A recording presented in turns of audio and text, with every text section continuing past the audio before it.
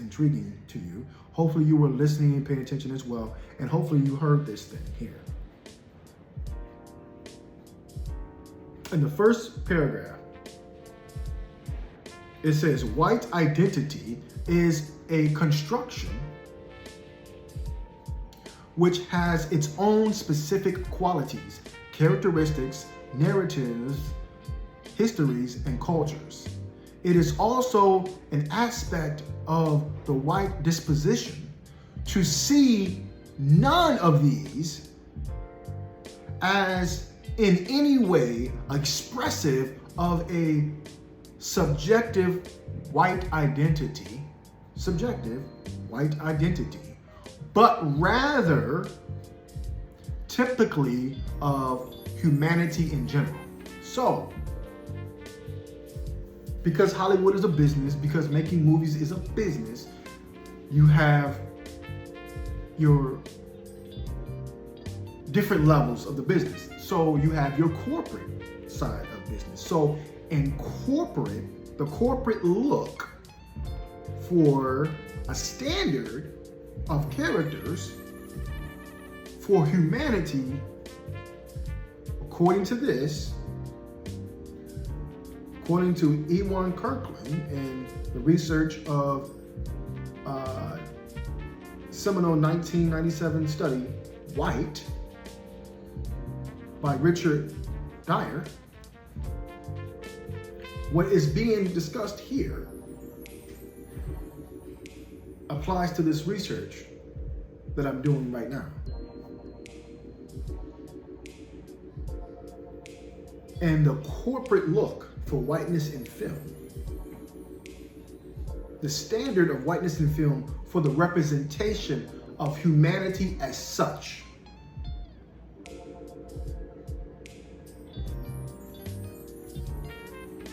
is whiteness.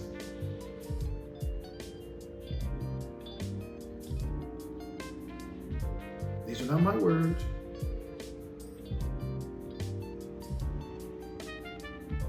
Giving what credit is due. But using this material to advocate for my research and to add to my research, to which building upon different layers here. So, going back to the questions that we read in the blog about whiteness in 21st century and diversity in the the turn of the century, the early 21st century, or according to that author, they confessed that in their writings that racism at that time, 10 years ago, 2016, at that, from their perspective, racism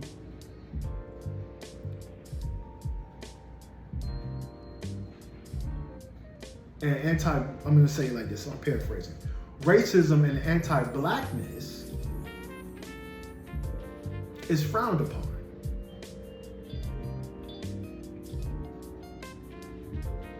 Yet, the questions that the author asks is, why in white films, what I mean by white films, what I think they mean by white films is whiteness in film, created by white directors, white actors, white writers, white corporate Hollywood, or globally. Why is there's only one type of a continuation of whiteness constantly in different genres of film, and diversity, representation, in these main character roles are scarce. Even to continue the conversation further, when we look at other movies, other history pieces, or movies that are based upon fantasy or based upon real events, or based upon a novel or any literature that is basing their writings on a fantasy or real events, always represented and filtered through the lens of whiteness. It's filtered through the lens of whiteness. Why? Well, according to 1997 study, Richard Dyer says this once again. I'll read it. White identity is a construction which has its own specific qualities, characteristics, narratives, histories, and cultures. It is also an aspect of the white disposition to see none of these as in any way expressive of a subjective white identity, but rather typical of humanity in general. In other words, paraphrasing what I believe that Mr. Richard Dyer is saying, what I believe, could be wrong, but the standard for representation of humanity in any and all types of film, the corporate look is whiteness, not blackness, or any form of ness. So if we look at other films, globally, right? Is the sentiment there as well? When we look at Asian films, well, we know that there are black Asians because they call them negritos, which means black.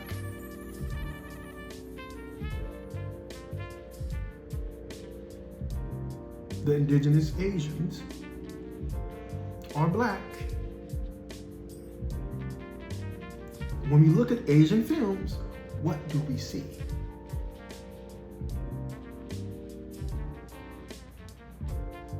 Light, bright, almost white Asians. Is that fair? Is that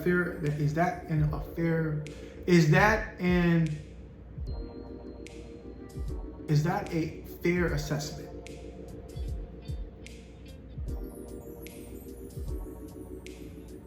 At best, where are all the representation of the black Asians?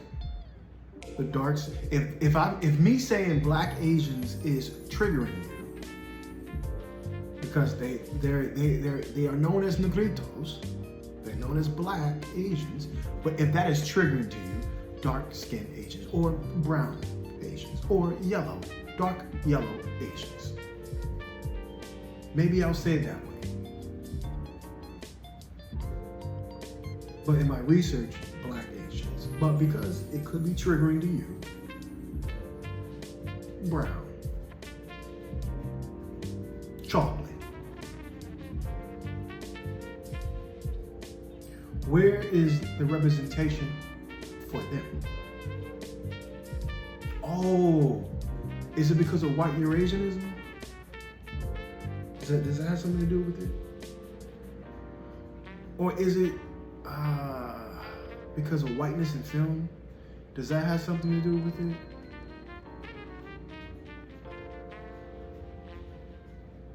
Oh, the slavery that existed in Asia and the oppression that existed in Asia by white European people groups?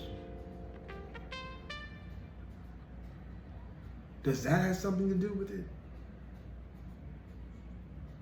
the colonization projects, the slavery businesses that conducted, yes, in Japan, in China, in Malaysia, in the Philippines,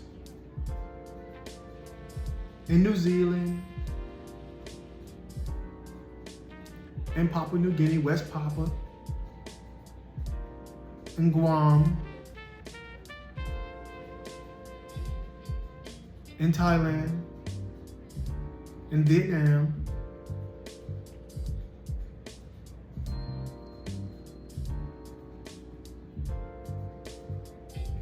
majority of all, if not all, of Asia experienced slavery from white Euro people groups. They were enslaved. Or they experienced some level of slavery, meaning as being put in chains on a boat and sent. Meaning as on their own land, being put in chains and not seen as nothing less than cattle or property. That happened in Asia. Could that have something to do with it? Once again, could white Eurasianism have something to do with it? The mythologies. Could, I don't know, money, influence, power, yielding and bowing the knee to white Euro powers, and all in all for position, authority, governance? Could all of that have something to do with it? Possibly. Or could, in Dr. Joy DeGroy's work, which I respect, post-traumatic slave syndrome, could that have something to do with it? Could the vestiges of slavery have something to do with it? Could the vestiges of colonization have something to do with it? Maybe, just maybe.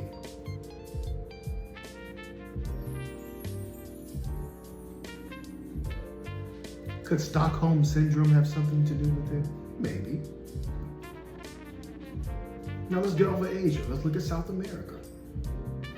Is it the same? Are there similarities? Let's look at North America. Are there similarities? Let's look at Europe. Are there similarities? Let's look at Australia. Are there similarities? Let's look at Africa. Are there similarities?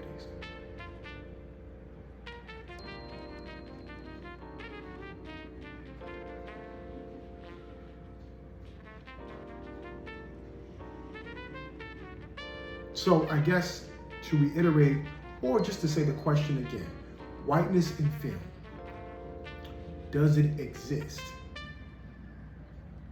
And when we look at films globally around the world,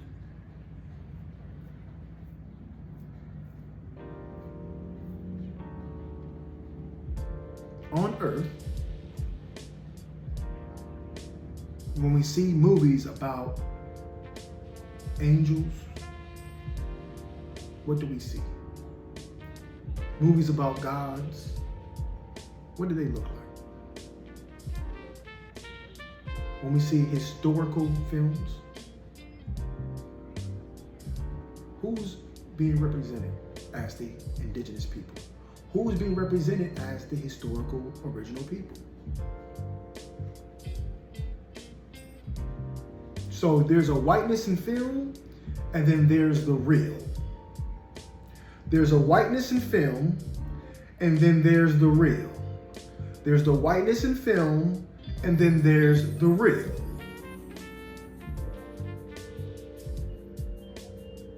And on that, I'm going to end the class, Cafe Wish podcast, in the classroom. I'm going to close it out, not end it, but I'm going to close it out by saying thank you. Thank you if you stuck around and you watched and you learned, or you were interactive with me, you were doing your own research, thank you. If you were just sitting there or laying there or working out or whatever you're doing, if you're cooking, if you're eating a meal, if you're just taking a long drive and you're watching this video, thank you. I hope that this information that was presented to you made you think, made you question things. Hopefully it did not trigger you, and if it did, I think that's a good thing.